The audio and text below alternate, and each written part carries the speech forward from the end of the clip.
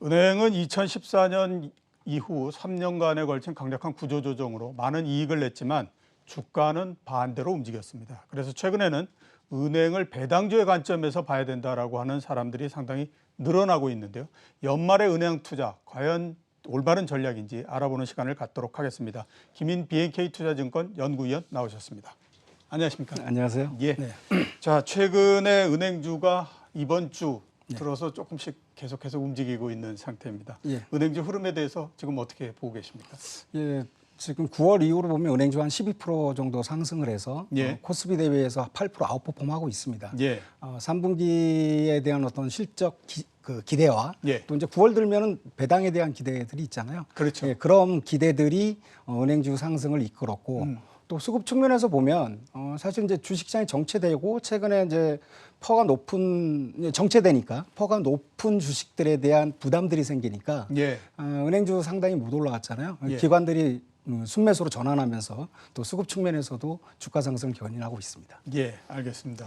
자, 그 앞에 제가 모두에서 얘기를 했던 것처럼 2017년도, 6년도 이때에서부터 봤을 때 집단적으로 업종의 업종 전체의 이익이 은행만큼 늘어난 아마 업종도 그렇게 많지는 않을 것 같다라는 생각이 듭니다. 예. 대신에 주가는 또 은행만큼 지지부진했던 그 업종도 별로 없다라는 생각이 들거든요. 결국 보게 되면 실적하고 주가가 어느 정도 거꾸로 갔다라고 볼 수가 있는데 이렇게 된 이유가 가장 크게 뭐가 있겠습니까? 그 올해 흐름을 한번 보면 사실은 이제 3월 달에 코로나 발생하면서 전체적으로 주가가 이제 폭락을 했잖아요. 예, 근데 그렇죠. 은행주는 못 올라왔습니다. 다른 쪽 섹터들은 많이 올라왔는데 예. 그 코로나가 발생하면서 우려됐던 부분들은 역시 이제 어쨌든 한계차주들, 중소기업이나 또 개인들에 대한 어떤 충당금 부담 우려. 근데 실제로 2분기 실적이 그래서 영향을 많이 받을 거다라고 했는데 2분기 실적 굉장히 잘 나왔거든요. 그렇죠. 그 이유는 사실은 이제 증권이나 보험 또 이제 자회사들 실적이 그 충당금 부담을 완화시켜주면서 괜찮았어요. 그런데 그 실적이 괜찮음에도 불구하고 또 이 어떤 부실에 대한 우려들은 올해가 아니라 또 내년까지 계속 지속될 거다라는 이제 우려들이 계속 그 발생을 하고 있으니까 이 부분들은 사실은 좀 확인이 돼야 되잖아요. 그렇죠. 더군다나 이제 코로나도 또 재확산되고 하니까 그런 부분들이 은행주에 대한 그 올라오지 못하는 시장의 어떤 뭐랄까 그 어떤 부정적인 부분들이 여전히 작용하고 있는 것 같긴 합니다.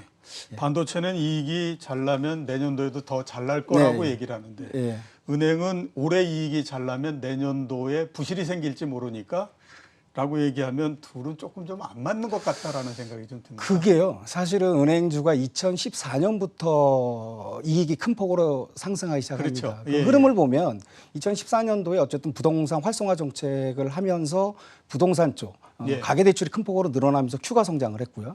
그러면서 이제 금리도 괜찮았습니다. 그리고 가장 거기서 큰 포인트는 이 대손 쪽, 즉 부실이 발생하지 않으면서 과거에 그 부실 발생한 비율의 반밖에 발생하지 않았어요. 그렇죠. 그러면서 이익이 계속 늘어났거든요. 그런데 이제 시장에서는 그 이익이 늘어날 때마다 뭐라고 그랬냐면 내년도는 좀 꺾이겠지 계속 그랬습니다. 그리고 그 꺾이는 이유 중에 하나가 충당금이 너무 낮아. 사이클상으로 보면 너무 낮아. 그런데 충당금은 계속 하향 안정화됐거든요. 그러면서 이익은 계속 좋아졌고 올해도 똑같습니다.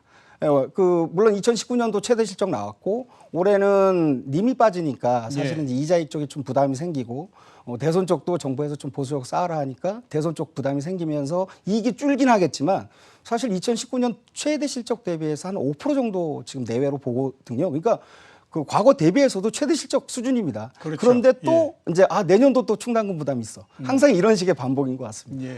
알겠습니다. 자, 그렇게 되다 보니까 은행을 이제 배당주로서 봐야 되는 거 아니냐라는 얘기들 굉장히 많이 하고 있고요. 또 그런 관점에서 보면 지금이 뭐 연말 배당까지 2달뿐이 안 남았으니까 굉장히 좋은 그 때다라는 얘기를 많이 하고 있거든요.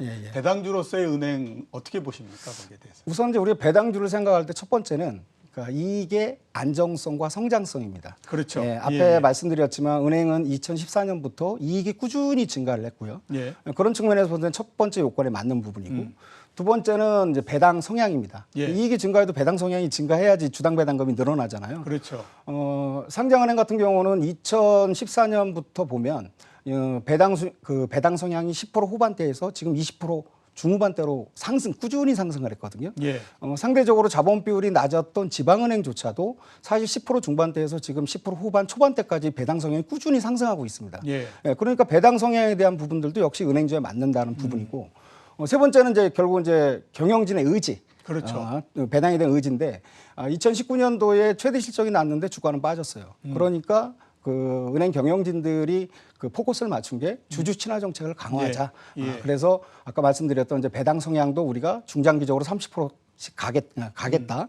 그리고 자사주도 매입하고 또 소각하고 뭐 이런 부분들의 어떤 주주 친화 정책 강화를 이제 계속 얘기를 했거든요. 예. 그러니까 딱 배당주에 맞는 게 은행주입니다. 예, 알겠습니다. 그러면 지금 4대 금융지주 같은 경우에 대충 그 배당 수익률이 어느 정도 될 거라고 지금 보십니까? 지금 이제 연말에 이슈는 사실 좀 있습니다. 그러니까 예. 배당이라는 부분들이 첫 번째는 어쨌든 이익이 연동되는 부분이 있고 그렇죠. 또 배당 예, 성향이 유지될 수 있느냐라는 부분도 있고 예. 또 이제 정부의 어쨌든 정책의 어떤 의지들이 좀 있기 때문에 그런데 주가 이익은 크게 안 줄어들었는데 주가는 거의 한 19% 지금 하락했거든요. 예. 그래서 배당을 당초에 저희가 봤을 때 그 배당 성향하고 이익 관점에서 봤을 때는 7%가 넘습니다. 7%요? 네, 넘는데 예. 정부가 아무래도 이렇게 배당에 대한 부분들을 좀 규제를 계속 글쎄, 얘기를 하다 그렇겠죠. 보니까 예.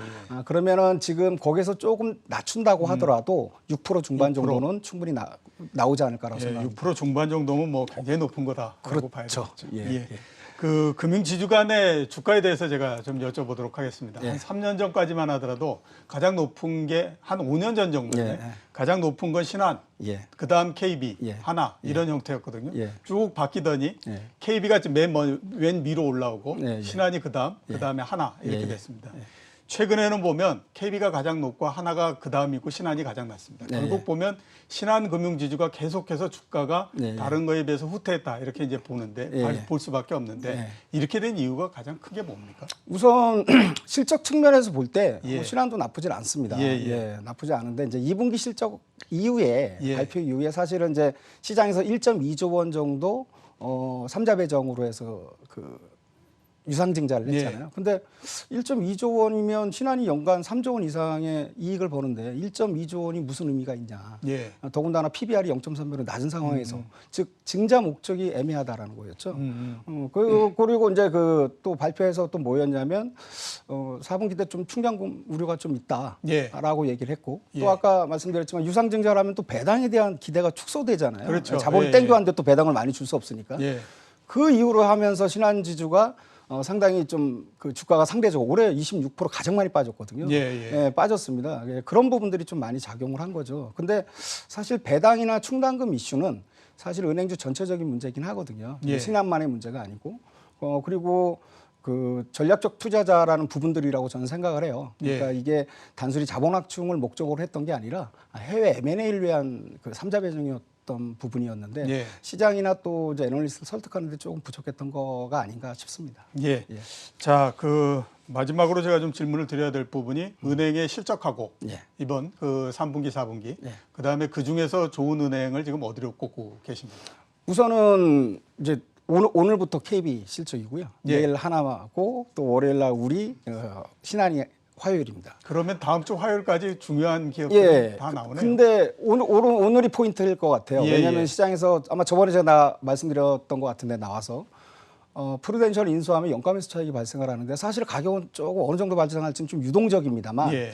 지금 제가 추정한 거는 1.1조 원 분기 예. 아마 1조 원 분기의 실적이 1조 원 넘는 건 없었을 것 같아요. 근데 1.1조 원까지 가능하다. 예. 그리고 이번에 3분기가 아니라면 4분기 때 이연되는 거겠죠. 한 예. 4천억 정도 이연되는 부분이기 때문에 KB 실적이 굉장히 좋다는 부분 말씀드리고요. 1.1조 원까지도 가능하다는 거고. 예. 그다음에 이제 하나 같은 경우도 한 6천억 중반, 예. 신한도 9천억 그러니까 초중반 나오기 때문에 실적은 굉장히 그 양호할 것으로 보고 있습니다. 예. KB가 3분기에 1.1조. 그러면 연간으로 따졌을 때 3조 5천억 뭐 이 정도 넘겠네요. 근데 이제 조금 은행들이 그런 건 있어요. 예. 늘 보면은 실적이 올해 많이 나오면 예. 내년도에 부담 생기잖아요. 예, 그러니까 그렇죠. 4분기 때는 좀 비용을 선반영하는 측면이 있습니다. 뭐 판관비 같은 거 나갈 거 4분기 때 미리 땡기고 예. 충당금도 좀 더 뭐 할 것 좀 더 많이 하고 이런 부분이라서 3.5조 원은 좀 많은 것 같고요. 그래도 3.34조는 충분히 가능하다고 봅니다. 상당한 이익을 내는데 주가는 별로인 것 같고. 네. 그다음 그러면 탑픽은 어떤 종목을? 지금 시장에서는 당연히 KB가 KB. 좋으니까 하는데 저는 아까 말씀드렸지만 좀 우리가 역발상을 하자라는 부분이에요. 예. 그 신한이 너무 많이 빠졌어요. 그러니까 예. KB가 13% 빠졌고 신한이 27% 빠졌는데 신한이 항상 보면 이익의 안정성이 좋은 은행입니다. 예. 그리고 시장에서 항상 은행주의 프리미엄을 받았고요. 예. 4분기 실적도 아마도 가장 안정적으로 나오는 애이기 때문에 지금은 실적 끝나면 오히려 이벤트가 소진됐다는 부분이 좀 있다고 생각한다면 신한으로 좀 바라보는 게 낫지 않을까 싶습니다. 예. 신한금융지주를 저점에서 매수를 했으면 예. 하는 말씀을 해주셨습니다. 자, 오늘 나와주셔서 대단히 감사합니다. 예, 고맙습니다.